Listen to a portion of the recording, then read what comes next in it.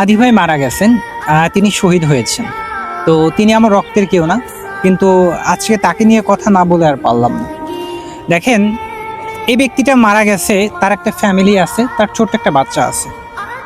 তো তাদের কি অবস্থা হবে, যারা এরকম কোনো একটা মানুষকে হারাইছে তারা খুব ভালো করে জানে। তবে একটা বিষয় শুধু বলি, এই দুনিয়াতে কেউ থাকবো না, কেউ না। হাদি ভাই চলে গেছেন যেখানে যাওয়ার কথা ছিল, এবং যে ব্যক্তি হাদি ভাইকে হত্যা করেছে এবং এর সাথে যারা জড়িত আছে, আমরা দুনিয়াতে কেউ থাকবো না।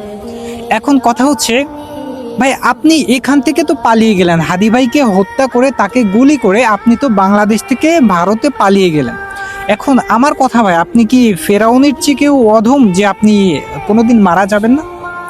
এখানে হয়তো আপনার বিচার এই বাংলাদেশের মাটিতে নাও হতে পারে, কিন্তু একটা বার কি জানেন, একটা কথা কি জানেন, আপনার বিচার কিন্তু ঠিকই হবে ওই আল্লাহ তাআলার দরবারে। আল্লাহ তাআলা কিন্তু অবশ্যই আপনার বিচার করবে।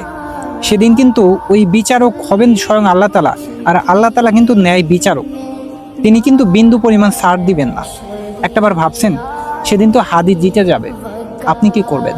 আপনার পাশে তো আপনার কোনো নেতাকর্মী কেউ থাকবে না। তাহলে কেন কেন হাদি ভাইয়ের মতো একটা মানুষকে আপনারা এইভাবে করে ধ্বংস করলেন, তাকে হত্যা করলেন?